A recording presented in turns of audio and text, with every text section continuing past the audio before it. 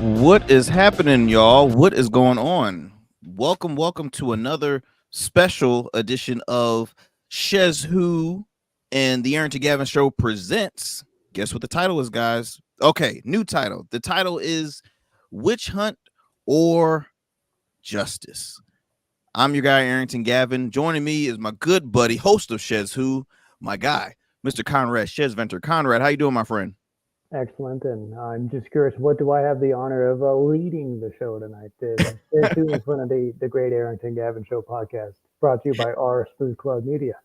Oh, hey, I appreciate it, my friend. Look, it's always a great always a great time to chop it up with you when we're discussing whether it's local politics, state, federal, or just so anything that's trending. We always have great conversations. The last time we joined for a special, it was election night here in Hampton Roads and really all across different states. But we had a great time. It was a 2-hour special. And it went by so fast, which I was worried at first. I'm like, wow, 2 hours is a long time, but we did it. We were having fun. We had a lot of great guests and experts as well.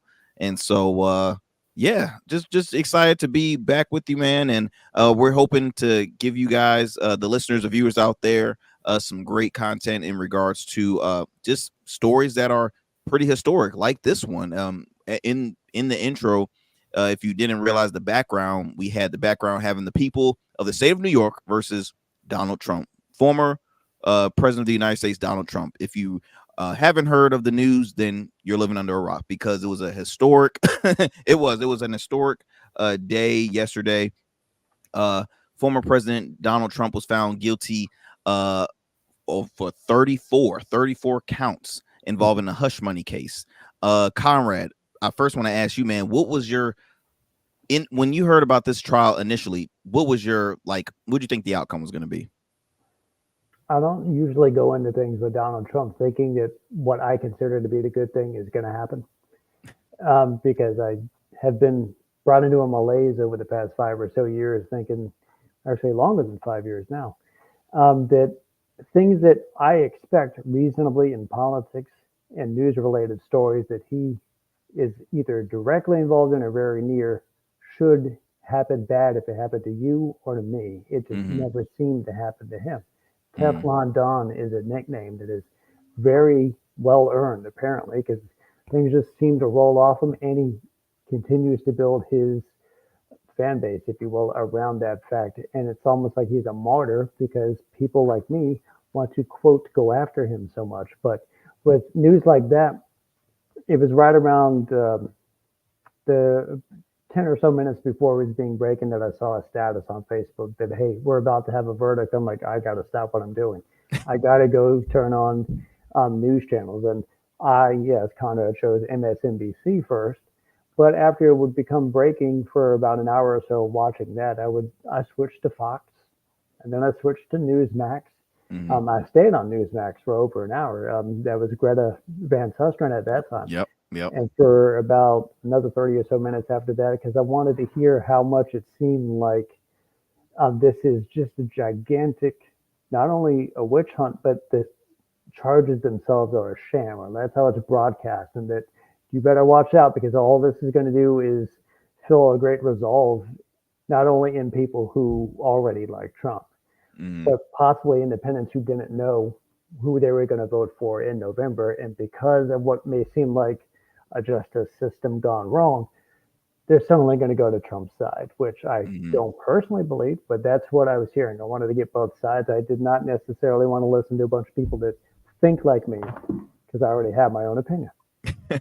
No, I totally agree. I'm with you on that one. I was tuned into I believe I was watching News Nation first, then I went to Fox, then I went to CNN a little bit throughout the evening, because I know between CNN and MSNBC, they usually have a more broader panel of people with different backgrounds. News Nation does that as well, have a broader panel of guests and experts amongst different opinions. But yeah, I was in a meeting when it happened. I was amongst a good portion of America that was getting tired of always tuning into the news, because what they're going to talk about? Oh, the trial. And I was like, okay, it's getting old, because you see him arrive in court. Then of course you have the post game press or post game coverage when he shares his thoughts on how this day went, which I thought was kind of priceless. It's pretty award winning. And I'm no Trump fan, but it's pretty ballsy, the fact that after you have a long verdict, you go literally, you haven't even left the building. He's like, Straight to the this camera. is corrupt. The judge corrupt. All right, they're all corrupt. All right, it's ridiculous. Witch hunt is and I'm like, on and on and on. But it was must see TV, obviously, to most people.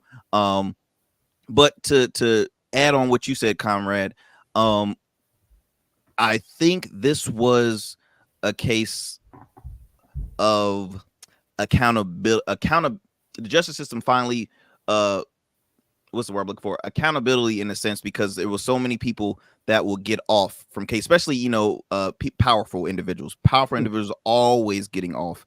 And then on top of that, Trump, out of all people, he was that guy whenever more allegations came towards him, which he still is winning in a sense, because he still is the nominee. I think last time I read, his campaign received like $34 million just after the verdict, because Probably whenever, oh yeah. yeah, everybody thinks he's the victim. So obviously every allegation I he gets. personally would put a little asterisk on that, not in the sense that it's not real money, because it is real money. I'm just curious if that is an amount, roughly 38 or so million, that would have come his way over the next couple weeks to months from people who already liked him, but were just waiting a little bit for later in I the got you. year, I got and you. they're going to front load it because now they seem like they have to, because he is more persecuted than ever now, or something hmm to that effect. So I don't know if that is people who weren't otherwise going to donate to him this year. I don't know, man. I mean, again, whenever something comes towards his way, as far as the allegation, he wins. I mean, it's like it's added ammo for him, because all he does is will bring it up during one of his rallies, talk about the opposite, and say, see, this is proof right here. So it's difficult. But I will say, as far as the justice system, it was finally a sense of, okay, nobody can get it. Nobody's above the law, in a sense. No one's above the law. And it wasn't historic. I mean, it's sad at the same time, because no one wants to see a former president. It's insulting to the country. But for I me, wouldn't I'm like, necessarily say that no one wants to see that. I think this could be an important change of our citizenry paradigm, mm-hmm, that it is possible for us to see and digest the power be brought to account. That is mm, what we always teach us in civics, is that how many times are you going to support the phrase "no one is above the law"? You have to actually mean that.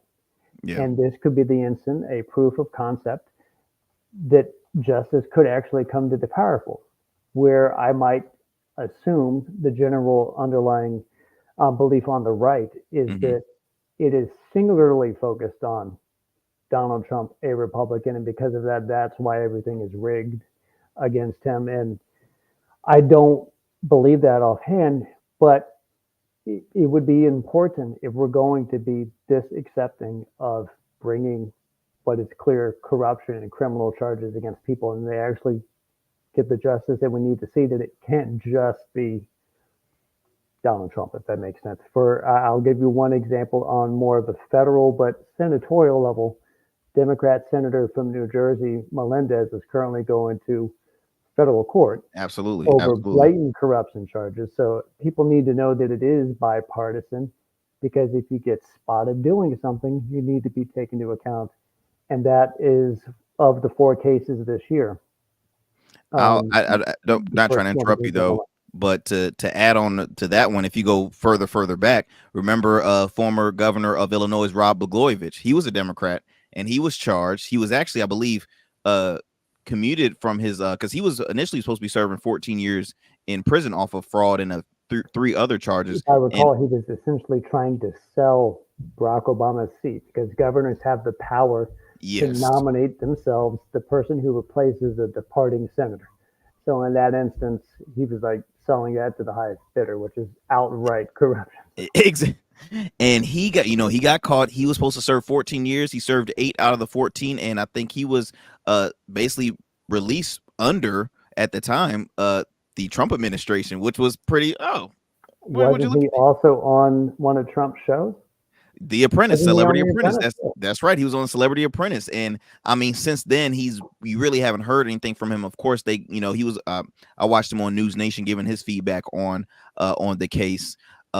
Another thing too is I'm hoping that the justice system is not going to start well, I think it's always been, but hopefully it's not going to be used as a political tool in a sense amongst campaigns, because now it's like, okay, boom, you see it happen to Democratic candidates, you see it happening now to Democratic not candidates, Democratic politicians, you see it happen to Republican politicians.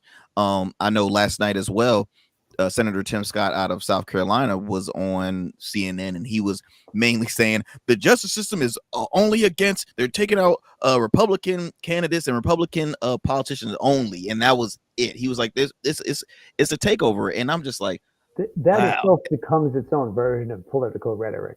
Exactly. If people feel that your side is scolded by a great powerful thing, you can actually rally a lot of people who may have quietly thought that into a larger group, and to believe that somehow they're persecuted and that's why they believe the way they do. Plus, if I recall, he's still probably going to angle to be Trump's VP. Oh yeah, he's on the campaign trail with him, so obviously he's gonna do whatever he can to, because he was making some plugs for Trump's website and how to donate and all this other stuff. But Conrad, I don't want to have our guests waiting too long, because we happen to have an expert in law, which obviously Conrad and I do not have any expertise in, so we had to contact our good buddy Mike Maskell, who's an attorney. Let me bring on Mike right now. Mike, how you doing, sir? Hi, how are you? Doing great. So, look, first question. Well, Conrad, did you want to open the first question, or? I did have some notes, but I did not formulate questions in advance. But I'll try to come off the cuff here, because I know Mike personally. I know he knows his stuff when it comes to these topics. We can clarify. Just this is more like, this is the state of New York. This is not federal charges, Biden rigged or something like that. So we can begin by saying that this came from the state of New York or something. Mm-hmm. Yeah, these criminal charges were under New York law. I should mention that I'm not an attorney in New York, so I'm not necessarily an expert on their laws, but I did look into the laws in question in this case. Actually, I'm not sure if we have something equivalent to this in Virginia, but I think perhaps part of what gives Trump supporters sort of an opening to try to call this an illegitimate trial is the fact that it takes a little bit of piecing together to get the elements of the crime together. It's not as straightforward as, someone robbed a bank or something like that. So each of the 34 counts that Trump was found guilty of, there are 34 instances of the same crime, and that crime was falsification of business records. So they call this the hush money case, but that's just because the hush money is the subject of the falsification of the business records. It's not itself the crime. It's not illegal to pay off a porn star. But what you can't do is pay off a porn star and then write the money down as being a retainer for your attorney. And then writing that off as a business expense on your taxes, and or failing to report it as a campaign contribution, since it was done in furtherance of your campaign. Now, falsification of business records in New York has a few circumstances where it can be considered a felony. And in this case, the circumstance that applies is that the falsification of business records was done with the intent to commit, aid, or conceal another crime in the process. So falsification of business records becomes a felony when it's not just, I forgot to put these expenses in the right column or whatever. It's, you're trying to do something illegal in the process, like fraud. And in this case, the other crime that the New York Attorney General said applied was a violation of a section of New York election law, which makes it illegal to for two or more people to conspire to promote or prevent the election of any person to public office through unlawful means. So then this is the next stage is, what's the unlawful means? So we had falsification of business records becomes a felony with conjunction with another crime. So then that other crime is a crime to use a crime to help or prevent someone from being elected. Crime squared, if you will. Right. Now, in this case, the jury did not have to all agree on or even specify what the unlawful means is. So any other crime that the jury could see from the evidence was committed, aided, or concealed by this falsification of business records could be used as their unlawful means in the election law violation. The examples that the prosecutors gave for them to consider were violation of campaign finance laws, violation of tax laws, and falsification of other business records. So each one of these payments was one of the counts in the indictment. And they all were supported by a check or an invoice or something like that payable to Michael Cohen that said that it was a retainer. It didn't depend on the testimony of Michael Cohen other than to authenticate these payments. There's been attempts to spin this as, a conviction based off of a known perjurer's testimony. Well, it's not based off of that. The key evidence was actually physical records. Wow. So Mike, I Yeah. have to ask, because I know a lot of, after seeing obviously guilty, 34 counts, Mhm. looking at that on the outside, looking at it on paper, will former president, could he be possibly looking at any like jail time, or is this going to be just a huge fine, probate? I mean, what's in your case, if you come across 34 counts, felony charges, not looking too good. What's your take on that? Well, the law that Trump was found guilty of having violated carries a maximum of 4 years in prison, maximum penalty, and or a fine. Those sentences could be set to run concurrently or consecutively. So in theory, that doesn't mean this is what's going to happen, but in theory, you could have 34 times 4 sentences, years of prison. That's ultimately going to be decided by the judge. In this particular jurisdiction, the jury determines guilt or innocence, and then the judge determines the appropriate sentence. And this is where it really becomes a bad idea to have been antagonizing the judge throughout the trial and threatening him and his family, because now Donald Trump's fate really does depend upon what Judge Merchan decides.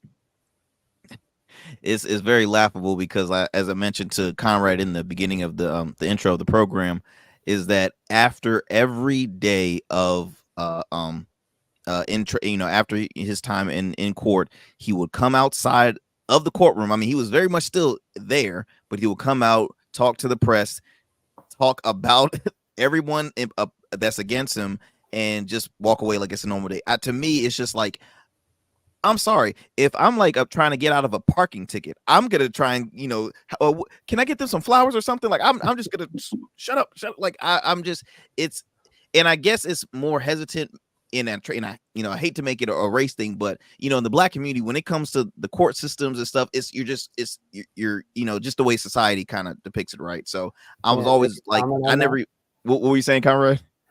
I read something today, so this is not originally my thought, but it was very brief. Trump now has 34 more felony convictions than the Central Park Five. Oh, you mean the group that he still never don't apologize apologized? for, but that New York Times, always the New York Post. I don't remember which paper it was, but it was in New York paper, basically calling for the death penalty on them, That's right. and That's they right. weren't even convicted. He's convicted. It's crazy how the tables have turned, because one of the exonerated five, Dr. Yusuf Salam, he serves now as a councilman in New York City now. So or in I think in like the Harlem area. But yeah, Trump, I mean, to this day he thinks he's untouchable because of, it's kind of how America started to really dislike him. His mouth, it continues to get him and to think that you're untouchable. Obviously, this is a sign that, hey, look, you're now a convicted felon, but you're still technically the presidential nominee, Republican nominee for president of the United States. Now, to my knowledge, and Mike, you can correct me if I'm wrong, he can still run. If I'm not mistaken, there have been prisoners at the past that can still like run for office while they're still in, behind bars. Not saying former president is behind bars, but I mean, he could still continue his campaign and, win in a sense, right? Yes. Absence of felony convictions is not a requirement for president in the Constitution. That may have been an oversight, since they never anticipated that a felon would actually be running for president. Yeah, they probably had a lot of bourbon around and said, nah, we're good, stay fine. But If I recall, one of the great socialist candidates of the early 19th and 20s was in prison while running for president. I think that's because of the World War I laws against speaking out against the United States at the time. So it's possible. It just blows my mind, because if I try to apply for a job anywhere, right, they're gonna ask for, okay, criminal background. 90% of the time, I'm not gonna get that job. Now, if I said, hey, it's just one, but can I get a second check? Nope. Now, if I say 34 counts, I gotta say, get your ass out of here, sir. You are wasting our time. Like, it's mind blowing. It's still very historic. Okay, so with him now being found guilty on 34 charges, I know there's plenty of more other cases, if I'm not mistaken, right, Conrad? That be about 3 on this level. One was recently suspended. I think that was the documents case. Okay. And he still is, I think he's set for trial in Georgia, if I'm not mistaken. So he still has that as well. I mean, I think some have said that this particular trial was, of the 4, the weaker one, if that made sense. And here he is, 34-0, being guilty on that one. And the other ones are considerably more serious on some of the charges. So we're going to have to see, because we're still in for another barn burner second half of the year. It blows my mind. And the fact of the matter is, and again, I just always use common sense. If the guy that I was kind of like my inside man served, because I believe Michael Cohen did serve time. I don't know if it was, years, but it was a brief time in prison, which he was, what they're saying is, the key witness, and he's pretty much took this W in a sense. He defeated his former boss. After seeing multiple people getting the axe, and then you just had to assume, okay, if you take down a certain group, it always has to lead to who is the ringleader. And I would say that ringleader will be former President Donald Trump. Now, he still has his supporters. Mike, as a person that you're an attorney, would you say this was justice in a sense? Okay, there was something that was a legal act. So hey, they did the full system. There was no bias in this court. I mean, would you think that? Because a lot of people are saying, okay, obviously this was rigged. It's rigged. The justice system is rigged. And I think the justice system is really, they have a bad rep on all sides of the aisle, not just from the Republicans, but from all sides. People are not a fan of the justice system. So would you say this was a fair trial? I'd say this was a more fair trial than most defendants get in the United States. I mean, this Judge Merchan bent over backwards to make sure that his decisions could not rationally be considered unfair to Donald Trump's side. He gave them, the benefit of every doubt when it came to their asking for continuances for, like Barron's graduation and every little thing that Trump wasn't even probably attending, but just using it as an excuse to delay things. The jury all paid very close attention throughout this case. I saw reporting that at least one of the jurors actually gets their news from Trump's Truth Social website. So it's not like you can claim that this was a jury of people who hate Trump. But the thing is, jurors tend to take their job very seriously.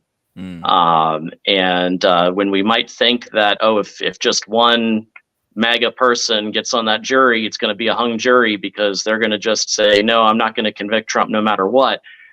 As soon as they take that oath as a juror, most people become very serious about making it all about, what does the evidence say in this case? And, apparently this apparent Trump supporter saw the evidence, and it was plain as day. This was one of the least concealed crimes ever. It was incredibly easy to prove. And so as soon as they came back with a verdict, I knew the verdict was going to be guilty, because the only two options here were going to be guilty or hung jury if there was some sort of fanatic on there, because there was no way that the jury was actually going to vote to acquit Donald Trump after seeing all of this evidence.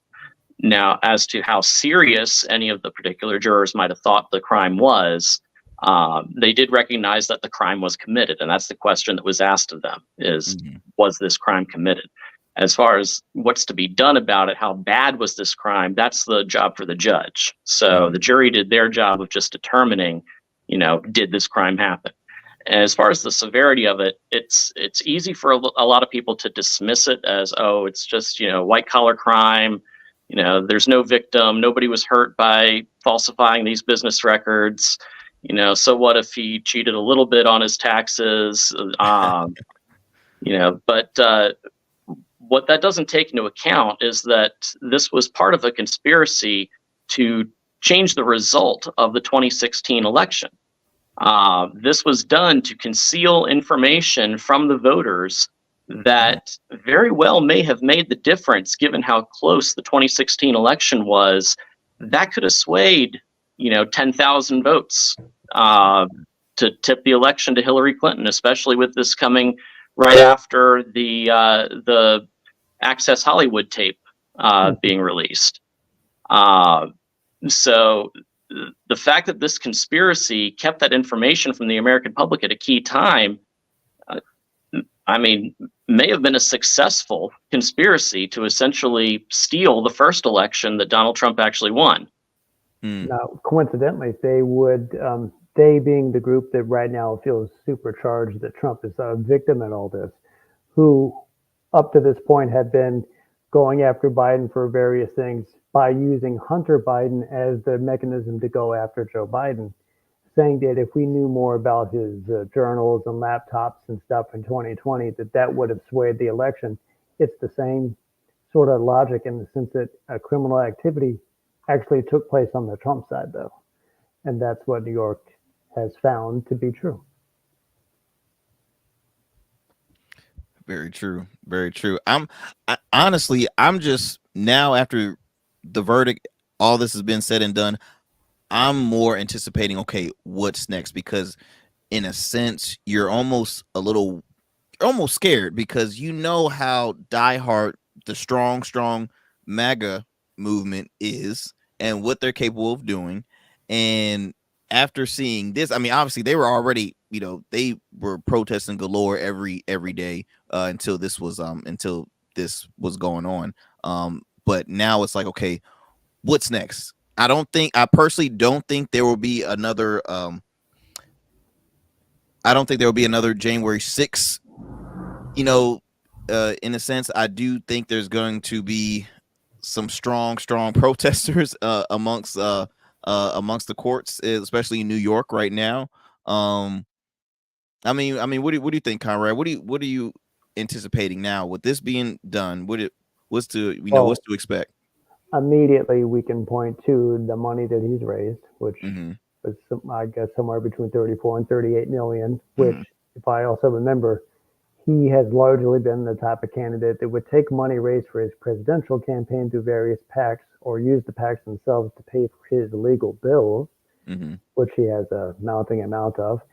And I think today news has that he sold his private jet for about $10 million to a Dallas real estate mogul. And it's getting the sense that he might be feeling a little bit more pressure than otherwise his bluster might be letting on. Though he's still already the literal presumptive nominee. I say presumptive because they still haven't had a convention yet, which, if I Mm-hmm. recall, is a few days after his sentencing on July 11th. In Yes. which case, that could sway a whole lot of things. Does that mean that the person he's been keeping quiet for the VP suddenly out of nowhere, like I don't know, John Cena with the steel chair, is suddenly the new nominee? I don't, yeah, I don't think enough good luck goes our way to do that, but it could just slowly eat away at the independent vote, which is usually a I was just factor gonna that say, do you think decides. this is good news for RFK? It could be that because a lot of people are now of the opinion that he seems to be taking a lot more of the Trump vote away from Biden.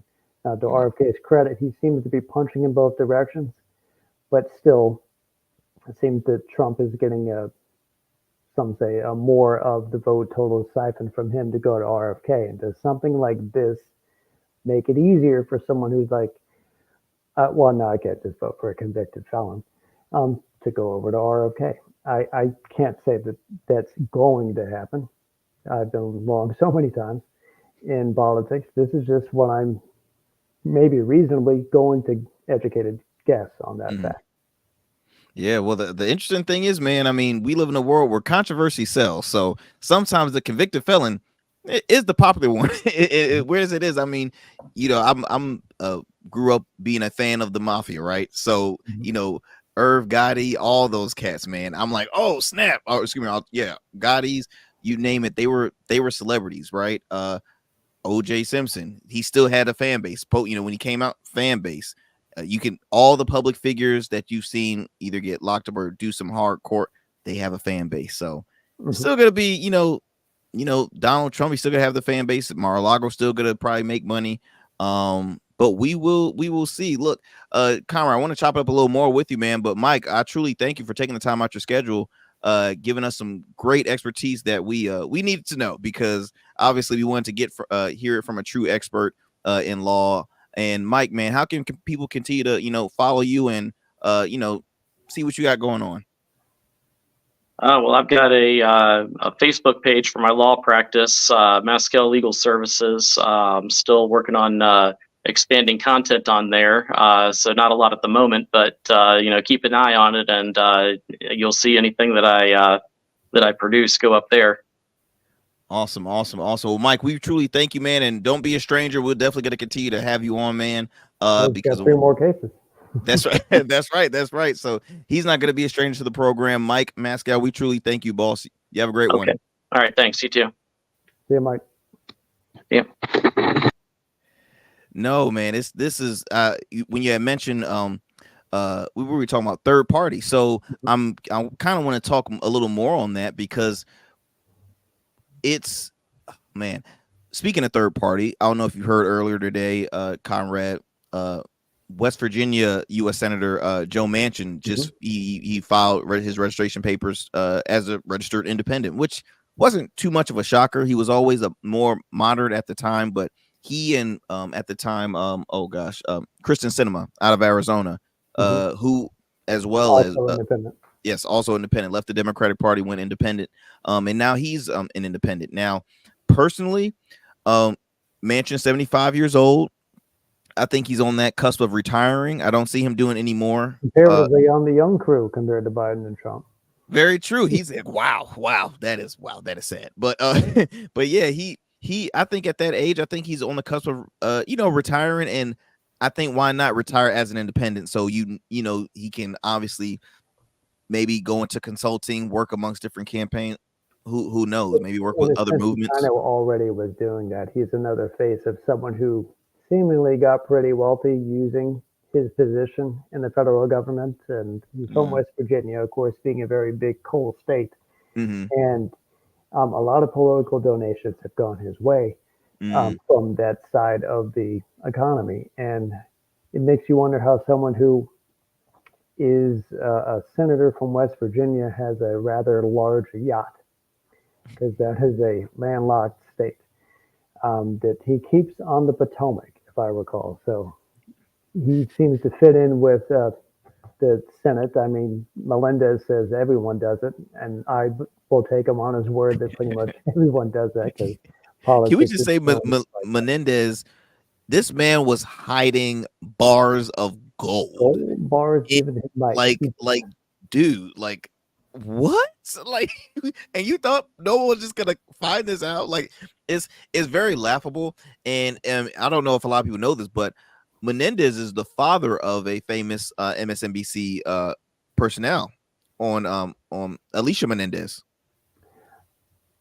I did not know that. Yes, that is, and which is I say that because it has been public information before, but kudos to the network to still. I mean, she's been playing it fair. They never had her, really talk about the case, because I know it has to be difficult.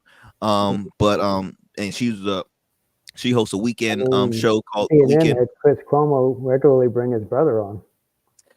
That's right. That's right. But obviously, you see how that turned out for Chris at the time, and Both then of them are gone. Yeah. So I mean, it was crazy. But yeah, it's man, it's just politics right now politics has always been the kryptonite to America, because no one really likes. I mean, I'm a fan of it. Obviously we're fans of it. The elections are our Super Bowl, guys. Don't judge us. But it's our Super Bowl. But I've always enjoyed it.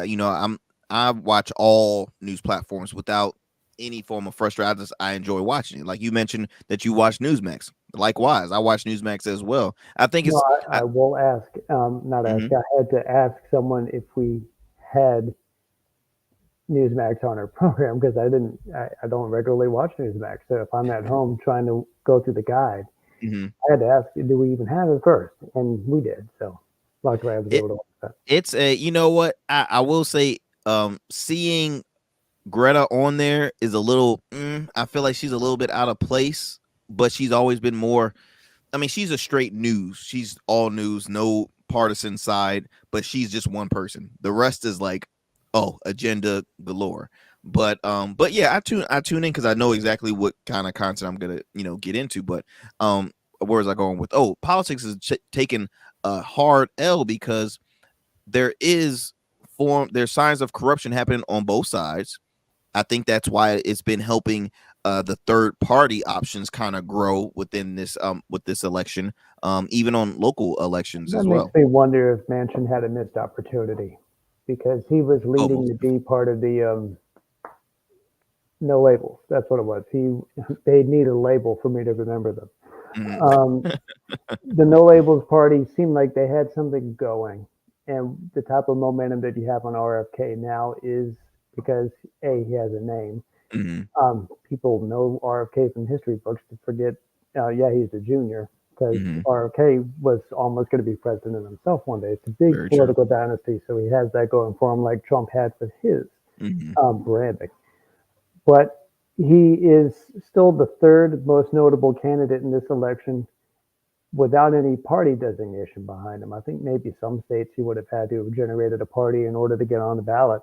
hmm He can name it whatever he wants in order for it to be a party, but he still would effectively be independent hmm from a major thing, which is going to be very similar to Ross Perot. But can he pull the 10 or so percent, or was it 10 to 12% that Ross Perot got in 92 and slightly smaller in 96? I doubt that. But then again, if Ross could do it, I think I was about to say I think Kennedy can, to be honest. I know a lot of people see him as like no chance in hell, and I get it because hey, the record shows with a third party candidate, they don't make it nowhere close. But it's just to me, I think it's all about going with the times, right? What is the theme of this year? The theme this year is, oh, we're all hurting. Cost of living is high. We're tired of seeing the back and forth amongst both sides when we watch Congress, when we watch Senate. I mean, hell, you saw the back and forth with Marjorie Taylor Greene and Representative Jasmine Crockett. I mean, Marjorie got what she deserved because she obviously Bush body. Hey, I heard the representative, she got that trademark, so she's getting paid off of that. But when people see stuff like that, they're tired. They're like, okay, look, enough with the games. What's our other options? Because we don't want to continue to. If you're in representing with this person, then no, I want to be a part of it. If you're always going to side with this person, I want to be a part of it. What's my other options? I personally think, I think third party might have a stronger chance than people would expect. Now, winning, but I think it will be the highest numbers a third party candidate has ever But gotten. I really want to see them be competitive. Yeah. We had another great shot in 2016. I guess less show in 2020. Mm-hmm. I wonder if that's because when in 16 we had the Libertarians with a really good shot to present two governors as Bill Weld and Gary Johnson. And Gary Johnson, prior to a couple of slip-ups, I think had a very strong showing going into October, which was near 10% himself, which is something the Libertarians. I think Gary Johnson was a two-time presidential nominee, if I'm not mistaken. Yeah, he did run in 12 as well. Okay. And he was also a two-term Nevada, it was Nevada, right? Governor, and he made notes because he was effectively very libertarian, even though he's a Republican in order to be a governor. But he cut some spending, cut taxes and regulations, and was very strong proponent of reducing some drug laws, which to me, progressive, I actually do like that aspect. So if the progressives are really spurned themselves by the Democrats, then perhaps various third-party options exist. Right now, we have the same situation. For instance, the Libertarians just wrapped up their convention, and they got Chase Oliver to be their nominee, even though Trump was there and spoke. RFK was there and spoke. Trump got booed. RFK got a good showing, was even put his name up forth on their selection process, but Chase Oliver came out, and yes, I'll briefly toot my own SchezzWho horn. He was the first guest on SchezzWho, Chase Oliver. So clap it up. Pretty good to see him because I thought he was very cool, and I liked a lot of his answers. I would like the idea of going forward, someone like Jill Stein, say, coming on our respective shows, because I hear that they might be in Virginia right around the end of June, in which case that would be great, because I need people to at least know there are better options than just the two at the top. And we don't need to play Trump against Biden to get support. We don't need to play Biden against Trump to get support. Let's just put the policies on the table and then choose from there. Well, and that's where the frustration for me comes into play with this whole with the game with the quote unquote the game of politics, because I'm an independent, right? I've voted Democrat, Republican on local state elections, now mostly Democrat on the presidential tickets. But what frustrates me is when you have if realistically you have 10 people running for office, why give them certain restrictions on you have to have this in order to compete in this debate? No, let everybody see, because again, no one knew about the third party debate that they had. That was on mainly streaming services, YouTube. I know Free TV aired it as well. You had like six or seven candidates from multiple parties. Two libertarians. I also want to shout out Jasmine Sherman, who was at that debate, also on SchezzWho. Really interesting person. I think she went through a lot of the routes of just trying to get her name on the ballot through various different name party. I think her own party, she calls it the Unicorn Party. But if you hear her name once and are intrigued and then go to her website, you can be like, Well, those are some And interesting that's the thoughts. thing. They don't do anything to help voters get the well. They don't help the candidates get more exposure. One, and then they don't help on the voters aspect to like read more of the more information on it, because I mean RFK publicly had said, hey, look, I'll be honest, the mainstream media really hasn't been a fan of interviewing me, right? He's I know News Nation has done it a few times. He has been on CNN before, but not a lot. He He had used to be on Fox a lot, but I think they're yes, going to pull back on him on that too. exactly. He was on. One thing I'll give Kennedy props is that he was on every outlet. He was on every streaming outlet. As far as he was on multiple podcasts. He was on multiple very, you can say, very far right podcasts. He was on very far Hmm. left podcasts. He was hitting every avenue. He was going from I don't know. He would go on Newsmax multiple times as well, and then he would turn around and go on, someone who's very TYT. I mean, he spoke at the Libertarian Convention. Matter of fact, he spoke at the Libertarian Convention. He obviously got a better welcome than former President Donald Trump, which I thought was pretty priceless. I wanted to hit up our buddy Nick to how that experience was. But yeah, Nick was there. RFK is just somebody that to me I think like, okay, let's check him out. Let's see what he has to offer. Let's see what's up, because he's approachable. I think the other candidates they don't care for they're it's the same old people. They want to see new faces and possibly some new ideas. One thing I would add to that is RFK went, and from what I hear, I did not see his speech, so I can't recollect that from my own memory. But from Mm-hmm. what I heard of people who I do watch in my own news bubble, Mm-hmm. they said that RFK spoke to issues that libertarians care about. Mm-hmm. That's how I am of the type of person that believes that that's how you convince Mm-hmm. people is by addressing them heads up on things that they have shared interest about. And Mm-hmm. if he had shared policies, maybe that would have helped him get his name out and possibly steal the nomination for the Libertarian Party, in which case that instantaneously would have put him on all 50 states.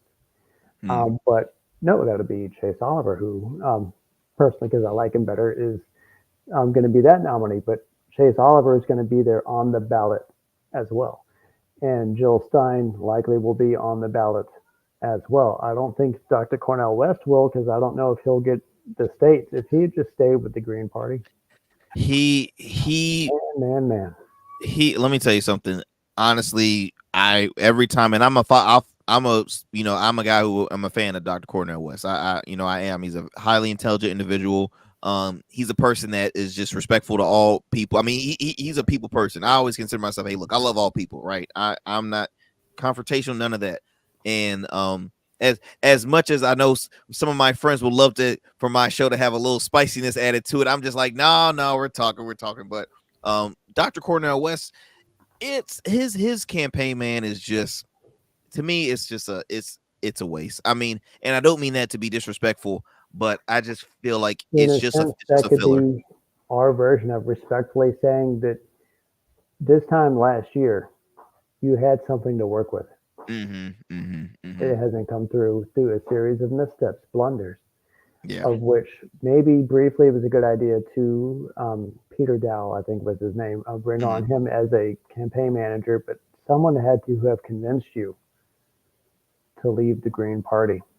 When even I, as someone who I would say I'm more of a novice compared to Dr. Cornel West, Mm-hmm. would say that the key isn't so much that you get to say what you say, because you can do that regardless. Look at Trump. Mm-hmm. He's got the Republican nominee and he says whatever he wants to say. People Whatever will he love wants him to for.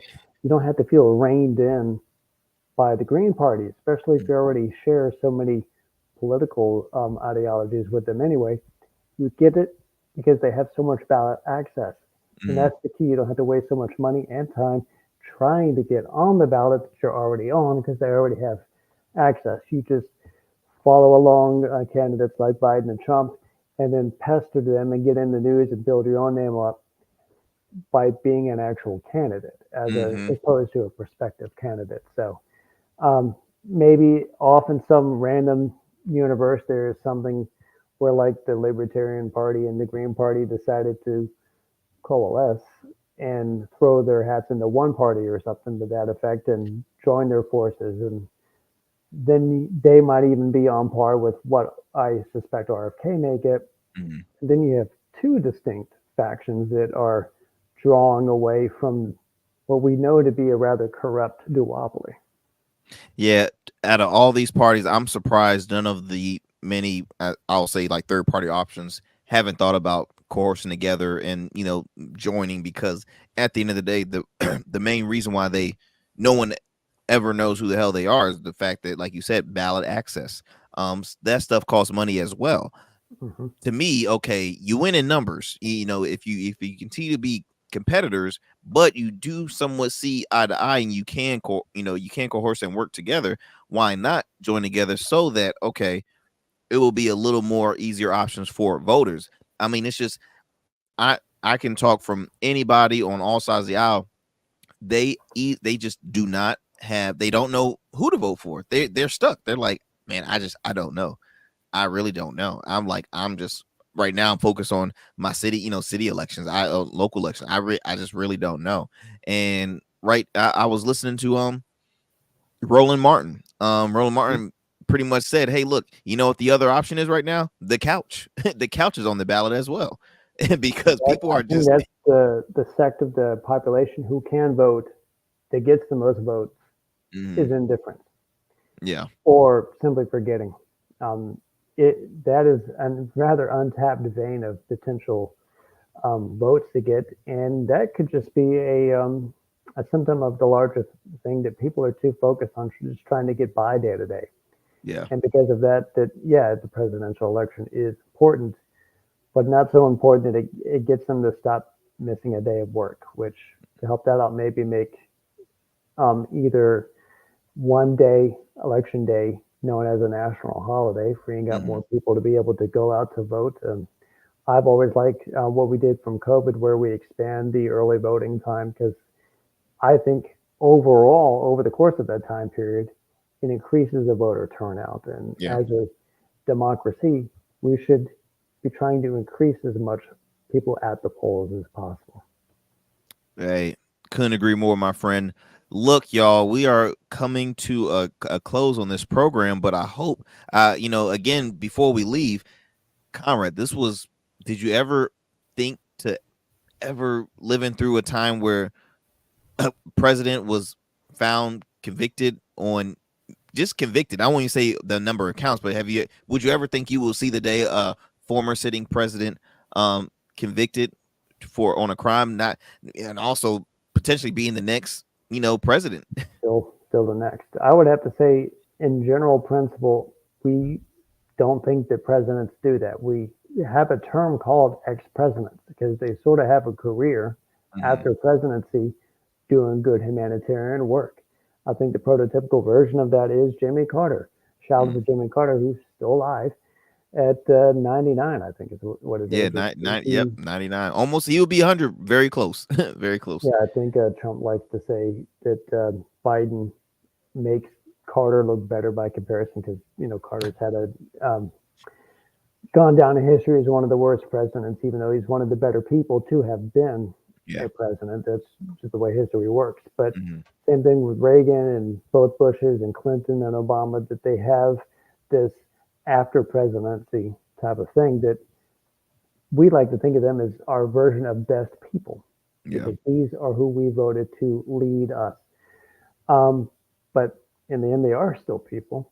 And Hmm. perhaps the most people out there is Trump, who has done so many things, or at least we believe he's done so many things. And then it takes something like 2 days ago in order to prove that he's done so many things. And remember, he's still got three more ahead of him, which really, it might sabotage his entire ability to win, because as someone who has voted against him in the past by using the Democrat nominee to do that, Hmm. I can't do it again. So if he still loses, that's on him. Very true, my friend. Very true. And I would just say, after seeing all this, ladies and gents, after hearing this conversation, Conrad, myself, and want to thank Mike Mascow, attorney, who brought in the in layman's terms, in a sense, for those who wasn't understanding how this whole court case was working. And I would just say this is a proven point that no one is above the law. No one is above the law. If you think you are, please, you are not above the law at all. Also, before I end this program, I wanted to shine a light on our former First Lady, Michelle Obama. It was just announced earlier today that her mother, Marion Robinson, had passed at the age of 86. So thoughts and prayers for the Obamas.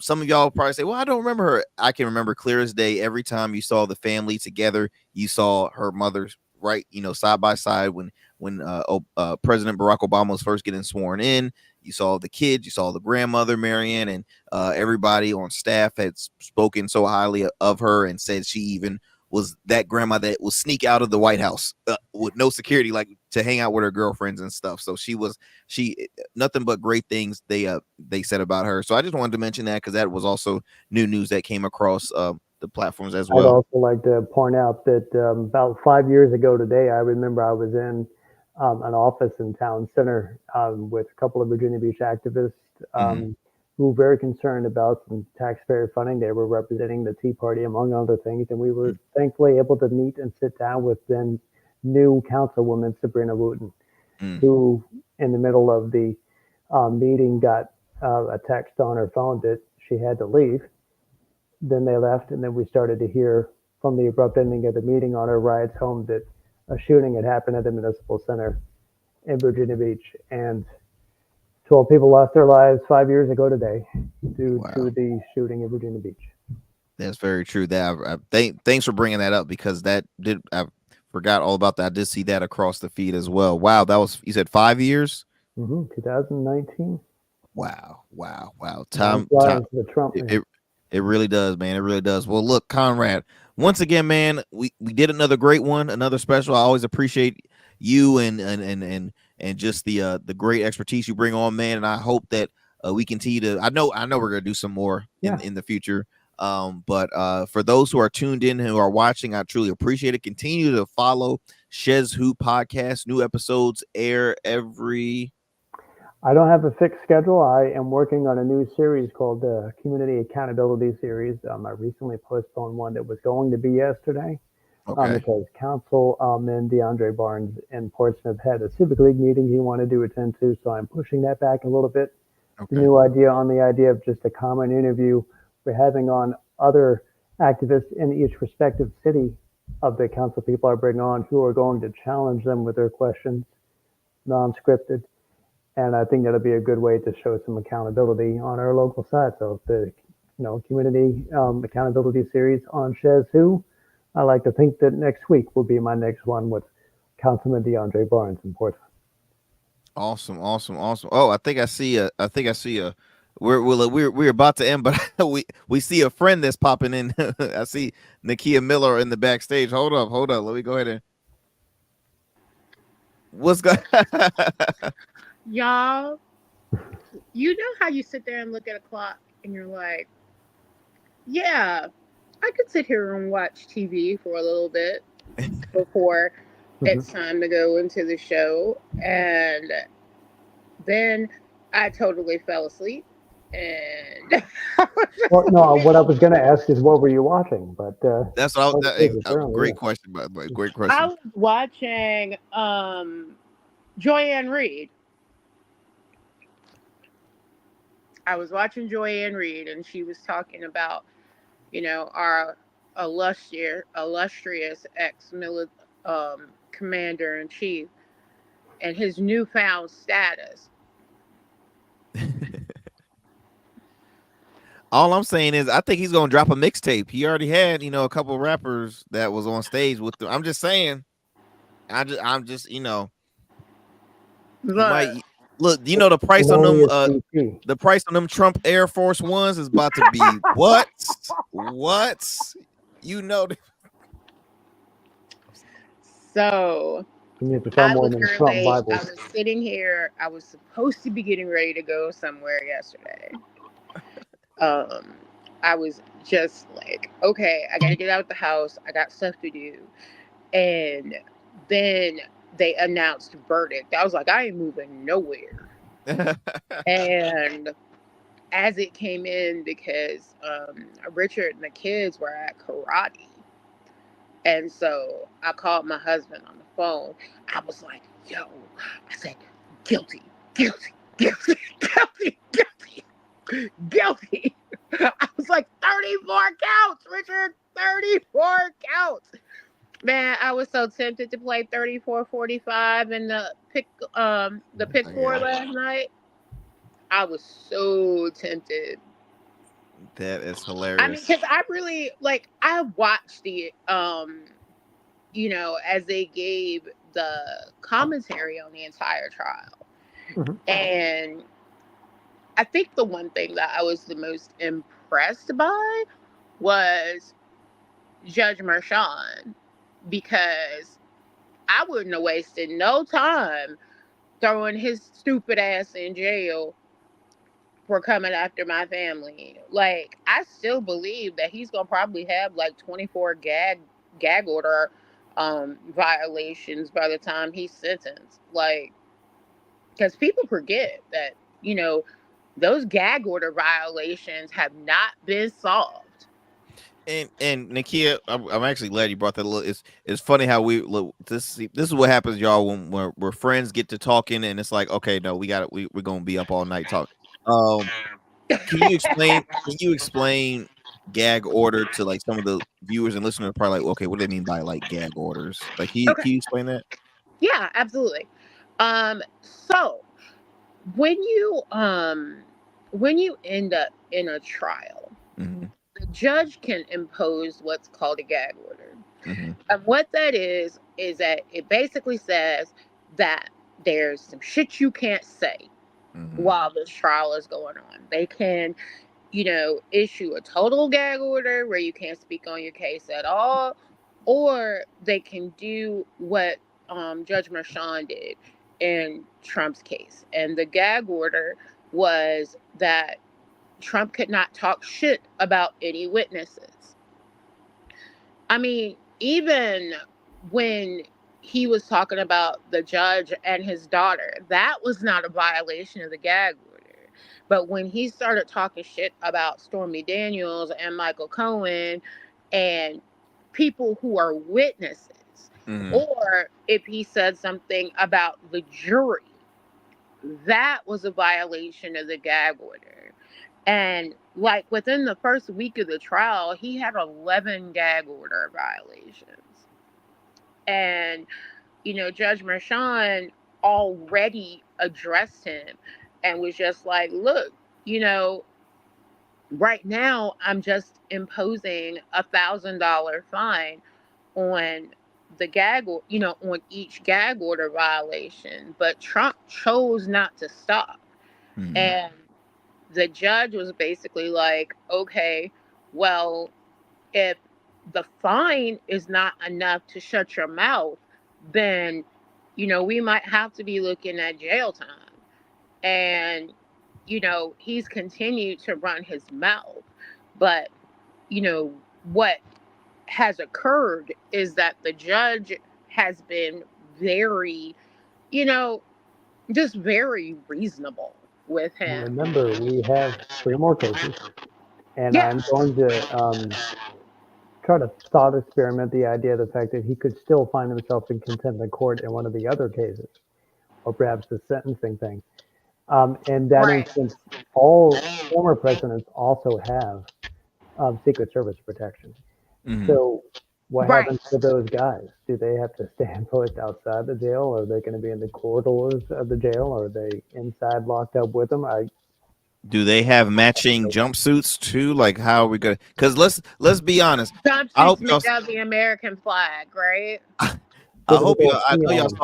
I know y'all saw Trump's posse with the red tie and all the suits Oh in my unison. God. I was like, sharp. Oh Sharp. no. what is even more ironic is listening to the commentary about Robert De Niro being outside the courthouse. Like, they're so offended that Jimmy the Gent showed up at court. But, they can come out there every day with their matching, their matching outfits and all of that. And, no one is supposed to have anything to say about that. But De Niro, boy. De Niro, that wasn't, I don't know if that was De Niro. That was like every mafia role he played, every character he played, all combined into one. Because I heard a lot of F-bombs coming out of De Niro. I was like, I stand for Robert De Niro. How about that? Hey, he said it from, if y'all don't recall, and it was so funny. It was at the Tony Awards, one of the most prestigious award shows in theater. This man said, "It's not down with Trump, it's Trump." Yeah. And I'm like, oh my gosh, in theater? What? Yeah, De Niro's off the chain. He don't give a shit. He really doesn't. He really doesn't. And kind of going back, Nakia, when you mentioned explaining about the gag order, and like mainly former president has been getting in trouble because he keeps on running his mouth. Right. I kind of picture like former President Trump being that guy. Say you're watching a movie and it's like, okay, there's 5 people and they're all standing at gunpoint, and the criminals like saying the thief's about to say, look, one more word out of y'all, I'm gonna shoot one of y'all. He's still that one guy to say, well, all I'm saying is that shut up. Right. All I'm saying is, like, he's always gonna say something. It's You like, kill me with that impression, yo. I'm working on it. I was playing with it a lot the last time, man. It was just as far as yesterday, because it's just, I mean, but honestly, y'all, and we had Mike Maskell on, who is an attorney, and he, I asked him in his opinion, or with these 34 counts, does that mean any jail time, right? And honestly, he gave his side as an expert, which said, I mean, it could potentially be some, or it can be a hefty fine, I believe he had said as well. So yeah, it could be a combination of the two, according to New York law. And that's the thing. Mm-hmm. A lot of us they are talking about the conviction and the sentencing, but there's a lot of leeway with this case. He could get no time. He can get a suspended sentence. He could get probation. The most he can receive is 4 years, because cases like this are more concurrent than they are consecutive time, because it's considered a non-violent offense. So, at most, like at the maximum amount, he would get 4 years. Do you know in that 4 years that's going to be a new hair color? Because I don't know if he's using kind of.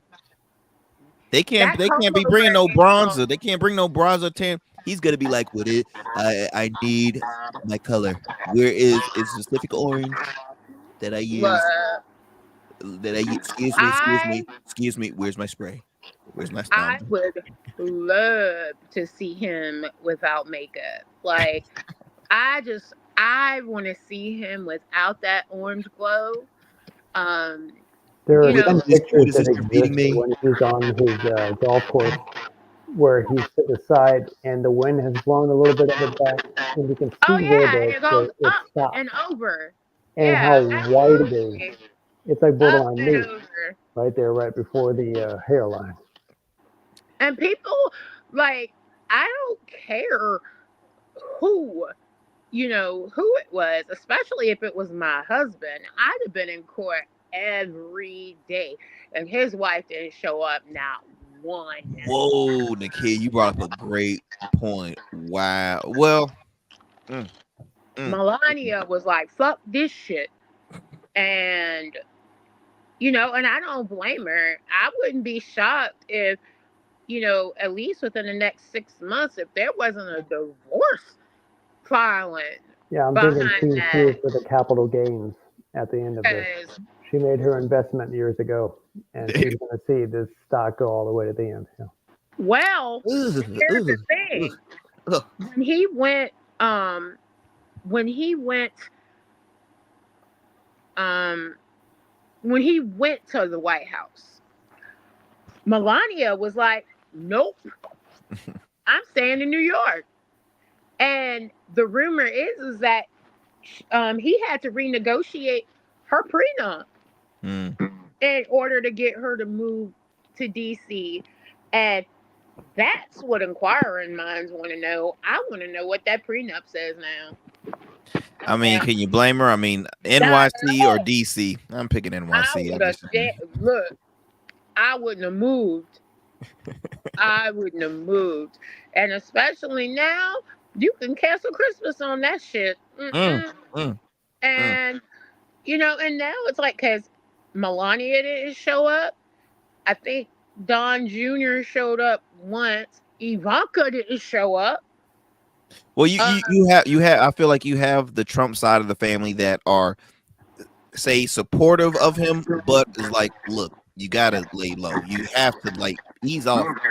His son, Don Jr. is different. He is, in my opinion, he's worse acting than his father. In my opinion, he's a cokehead. Him and Kimberly Guilfoyle, they're cokeheads. I mean, I don't think that Trump is really going to have that much of a leg to stand on as far as an appeal. That's number one. Because Judge Merchan was like down the letter of the law. He gave him so many opportunities to shut the fuck up and to, you know, present a defense. You know, it's not Judge Merchan's fault that, you know, Todd Blanche is an idiot that was controlled by his client when it came towards, you know, putting forth a solid defense. Yeah, because Todd Blanche gave his whole life over to Trump, you know, as his attorney. And I mean, that's, you know, what a fucked up way to go out. I mean, we'll see if he even gets paid. Yeah, I mean, what a fucked up way to go out. Part of me actually has a little bit of sympathy for Todd Blanche because he was basically handcuffed by the whims of a bad client. Now, that doesn't mean I'm all the way sorry for him because he made a choice, but I do have a little bit of sympathy because I couldn't picture having to sit there and call what's his name, Costello to the stand, because that was the end. Well, to add on to you what you're saying, Nakia, like I personally, the supporters that have stood behind former president for like a long time, that have basically their career has suffered. I also have sympathy. Like, for example, former mayor of NYC, Rudy Giuliani. It's as crazy as it sounds, but it's just like I remember because majority of my family, all my family is from New York. Right. And I remember when he was still, when he was still mayor. Oh, he was a celeb on both sides. Everybody loved him. And America's mayor. 9/11 mayor. And so now seeing him with his, I think he's on Newsmax now. He has a show now. He was on WABC out of New York City, but that show got canceled because he kind of did something similar to former president, running his mouth. And got him in trouble. And this man is, I don't know, he talks nonsense on the show. Like, there's some people that just rambles and you're like, okay, what's the theme? What's the title? What's the theme of this show? What are we talking about here? I mean, it's really sad. I mean, he's a whole hot mess. Rudy is that was drizzling down when he was sweating. Remember that? That's when I knew. Stay away from the dye, y'all. I'm telling you, stay away from the dye. When he decided to hold that news conference at the Four Seasons long services. No, I don't care what anybody says. the worst shit for Rudy Giuliani, Ani by far was Borat. Yeah. Oh, I'm telling you. Man, I was sitting there like, no. Because I had no intention of watching the sequel to Borat. I had no intention. I never saw the But full first one, to be honest, guys. I never really saw the full first I don't one. know how much you missed. I couldn't look away. I couldn't look away because I was just sitting there watching the TV like, That's crazy, what's y'all. pretty cool about Really? his version of comedy is that, remember, he also interviewed Newt Gingrich on a type of movie. I think when he was Ali G or something Oh, like I think that might have been the same movie. It might have been the same movie. Yeah, I know that movie. In that movie, he went to CPAC with Mike Pence. Mm. I'm so offended by the way our legislative branch of government just acts. And I mean, I can respect how President Biden handled commenting on what happened to Trump. I think that his response was really thoughtful. He refused to take questions. And, he said what needed to be said is that, 12 jurors spoke in New York, and it wasn't, all Democrats. It wasn't all Republicans. It was really a mixed bag because there was a woman on the jury who said she got her news from True Social. And, that's somebody who would absolutely have been in his camp. But, when you have unanimous decisions on 34 counts, like, what do you do with that? I mean, I agree with the hi. I agree with the RNC about looking to see if there are other options in Trump. If they can give they're not going to. Yeah, I'm But just trying to imagine if they did, if that would completely collapse any desire of the base to want to go out to vote. Because then yeah, in that last moment, they would feel burned by the party. Just right. just Knowing It people would who imagine should create have if voted Nikki who don't Haley vote. was still in the race. Just imagine if Nikki Haley was still in the race. Like, I mean, it would. Whoo, which I mean, she kind of to me, and I wasn't surprised on hearing who she would be supporting, obviously. But right.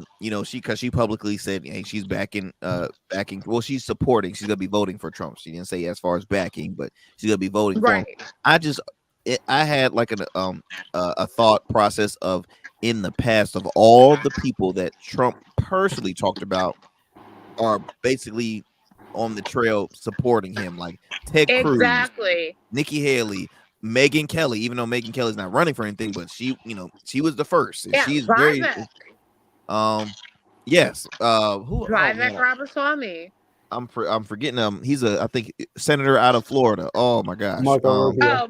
Marco Rubio. Yes. Rubio, Ted Remember Cruz, Lil Ron Marco from 2016? DeSantis. So many people, and I'm just like, me personally, if you come after either looks or either personal jabs, no answer my help, nor should I kiss tail. Like, I mean, no, I'm not doing that. So to me, that's what always Yeah. in my mind. Yeah, I can do it. And Yeah. like, even with this situation, his mouth has written checks, against the judge that his ass can't cash because that's going to be the person that's going to be, sentencing him, Yeah. not his base, the same dude whose daughter he went after, that's who's going to be sentencing him. And, and I'm pretty positive that he doesn't give a shit, but he's gonna care if he gets jail time. Mm-hmm. He's gonna care if he gets jail time, because what's gonna happen? Judge Mershon on July 11th sentenced him to even 30 days. That's July 11th. The Republican National Convention is the 15th through the 18th. So what are they doing now? Are they planning for a Zoom event or a recording of some sort, like they did, like Democrats did during COVID? What? Yeah, What's I know the? because you had, not you, but Arrington had said that he don't suspect there might be another January 6th. It would probably be the same energy, but just dispersed throughout the country in smaller pockets. On a lot of cities, that people see Trump in prison, and I would have to say that's probably the break. I mean, that's just the way it's got to be, because we have a rule of law here, and you have to show that it works. Yeah, but then that rule of law, and this is where I have the big issue, is that the expectation is that we as a country respect the rule of law. But you've got, and I think the two that offended me the most were Byron Donald and Tim Scott. Because if they had been convicted of any of this, they'd be in jail. Like now. There would have been no bond for sentencing. There would have been none of that. And look, Nakia, that's on one count. That ain't 34. That's on one count. Not on 34. Just watching. What, a 0.5 of an account? Lock him up. Lock him up. Let me put my glasses on to see how black you are. I mean, I'm sorry. It's oh no, what were you saying, Nakia? Go ahead. No, I was just saying, Tim Scott and Byron Donald seem to think that they're some kind of exception to the rule. And I'm like, for fuck's sake. Well, for me, I personally didn't care for when Byron Donald defended Trump after he had mentioned, I see why black voters are starting to support me, because hey, look, I'm just like you. I got indictment too. Come on, the justice system is rigged. Oh my God. So I did that. That right there for me was like, if I'm a friend, if I'm supposed to be so-called a friend to the president, right? I would have personally said backstage, look, sir, in all due respect, that's not the case for all that. I wouldn't say, that doesn't define the full community, sir. That was pretty offensive. And I wish you could, go back and, apologize, or just, but no, he said, no, he's right. He's right. This is why the criticism is always why it's usually because they have a want to be in the proximity of power. And right now, I was done the moment that I was done the moment that I got called a the. I'm not a black. I'm not the blacks. And that in itself was really disrespectful to me. And and I have conservative friends. And we can have conversations like this, and and it'd be okay, and we're able to to treat each other with humanity. Whereas I think that that's something that gets overridden by the MAGA crowd. And you said it right there, because Nakia, we all know there's a difference between conservative Republicans and MAGA. That is a whole different monster. Look, Republicans like, don't put me over there with the. I'm not MAGA. I'm not MAGA. And I'm not MAGA. I'm with you. And just being honest, if John Kasich had run rather than Trump, it would have been a difficult decision for me. Yeah. You know, because John Kasich is reasonable. You feel me? He's reasonable. But this MAGA shit, I can't do it. I can't do it. Well, like Conrad brought up the gentleman that's the nominee for the Libertarian, Chase Oliver. I remember watching the debate, and I'm like, hey, this guy, and you know what though, for me, first thing I noticed, I'm like, oh, Chase is like what, 33, 34 years old, you know, fresh ideas. He's in that amongst that crowd of, okay, yes, I still will consider what's, you know, for the people that was before me, but also for my young people, this is what we need to see, and this is what I can talk. Like I really enjoyed hearing John Kerry's the same way. Exactly. So it's just like there's a separation. MAGA is a movement where it's like you can't tell them shit. They're not going to want to hear shit. And for people, there are people that will say side with Trump based on one or two things. That's either regardless to money, anything regarding, you know, funds, profit, taxes, you know, the whole 9 yards.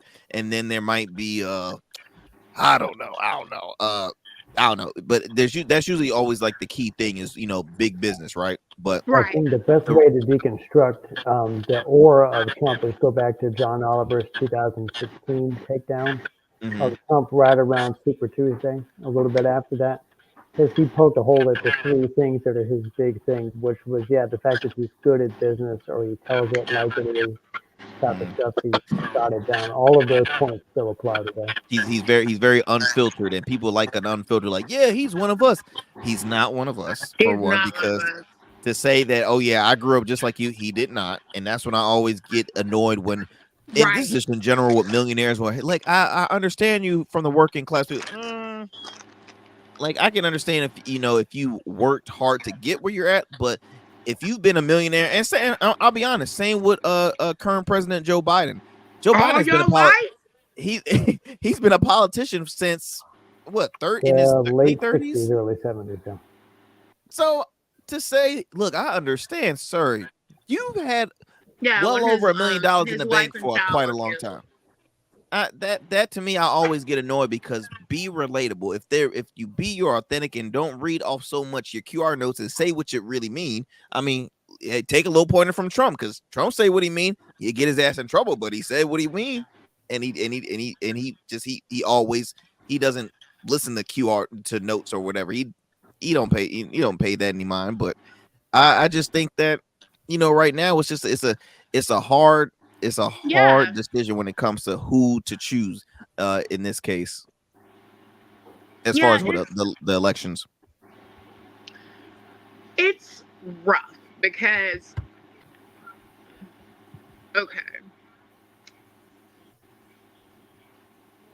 I thought that Joe Biden might run for one term, you know, so that he'd have that time in the presidency, because I like Joe Biden. I've met him twice.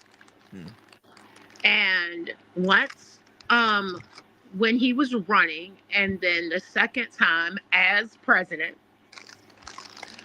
And he's a likable dude. You know, humble, nice to you, takes time to talk to you. And I think that, you know, even though it's ageist to say, you know, I do think that he old. Yeah. I mean, I just think that we need somebody with more fresh ideas. And, you know, but that person ain't Trump.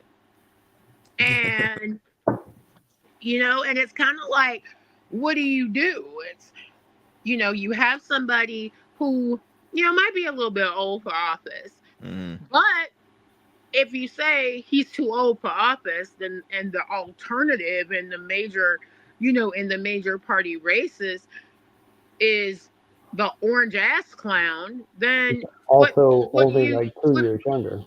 Yeah, what do you do? And then on top of that, guys, RFK is 7D. or 69. He's not. He Yeah, ain't he's too the far away. youngest out of them. He ain't too far from him now. He might be in a little, he did a couple push-ups here and there and stuff, but I don't know, man. Sometimes I don't know. He might have paid for some of them muscle. Them muscle look a little artificial, but anyway, that's just me. But Look, I'm like, damn, oh yeah, you pump like that. But testosterone But replacement yeah. therapy. yeah, because Conrad, all he did was 3 push-ups, and you would have thought he did like 1,000. So I'm like, wait a minute, you got muscle like that, but you're like, I'm like, okay, you're not fooling me, buddy. Trump gets a fake doctor to, sign off on the bill of health, and Joe is like, "Fuck it, I'm in my late 70s. I'm not even." And oh man, and he still got a clean bill of health. I'm like, I will say though, do you Nakia, do? I will say they gotta hold some strings on Joe at some times, because when they catch him falling, I'm like, oh, they need to pull the strings, pull the strings. Everybody can't be my president. Everybody can't be Obama. I'm just saying, everybody can't be Barack. Everybody can't have that swag. That swag was different. That swag was different. That walk was different. Everybody can't be Barack Hussein Obama. This man shot left-handed. That man shot left-handed. Just remember that he was a lefty. Look, I'm gonna call him the government. Oh, that is hilarious. Shooting hoops. What? But outside of the physicalities of each of the candidates, I just think it really comes down to looking at it with the lens of an American voter. And let's just be real. If any one of us ended up with felonies, we could not work in the spaces that we work in. Period. You're preaching to the choir. I mentioned that a little earlier during the program.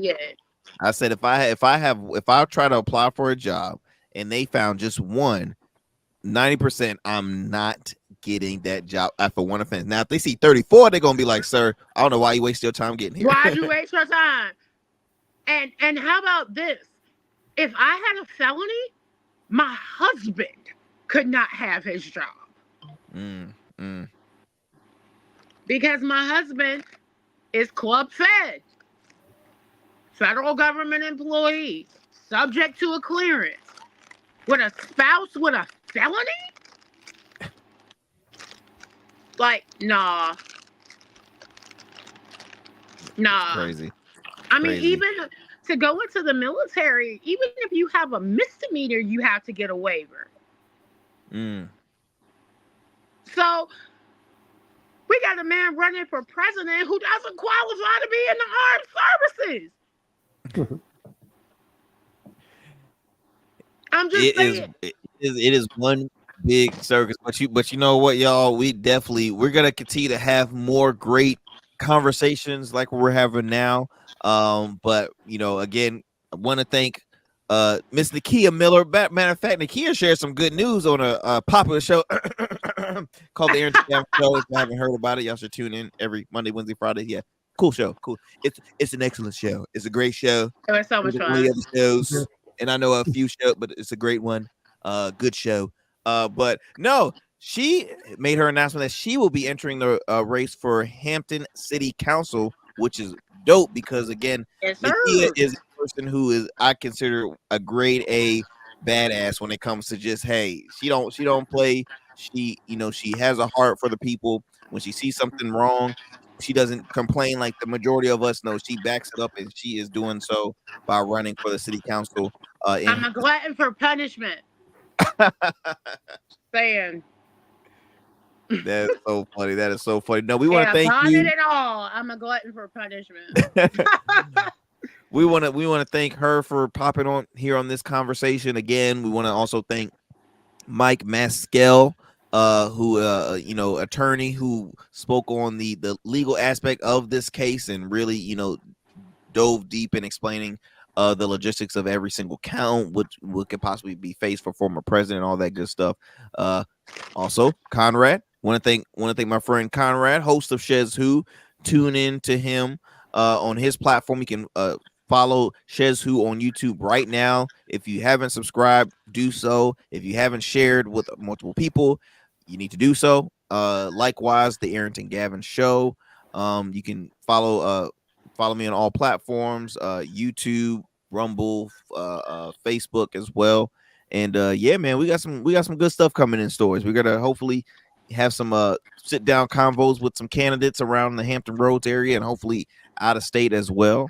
And yeah, it's gonna be fun. Mm-hmm. I love it. Awesome. Well, all right, y'all. Well, look, this is the special that we just had. Witch hunt or justice? Which side are you on? If you're a Trump supporter, most likely you're gonna say it's a witch hunt. If you are not, most likely you're still partying and probably gonna be hungover tomorrow. But it's okay, because it's just saying. I spoke with some people in that the speech was a little slurred. I was just saying. What? But this was an historic moment that we, at least I know for me personally, I never thought. I mean, a convicted felon who's a sitting president, 34 counts, like damn, like I just didn't see it coming, y'all. Yeah, but that was not something that I thought my 44th year was gonna usher in. I never thought. But they said nope. They said some changes being made. I'm sorry. It's some change to be made. Conrad, you have any final words, Chief? Yep, just make sure that everyone pays attention to our Smooth Club Media as well for the Great Arrington Gavin Show. Nikki Miller, where she speaks politics, and I'm glad I just now learned that she's jumping into the Hampton City Council race, because I'm going to be watching that for the rest of the year too. And definitely don't forget, of course, the next Community Accountability Series show on SchezzWho with Portsmouth City Councilman DeAndre Barnes. Let's go. All right, family. We are out. Good night, everybody.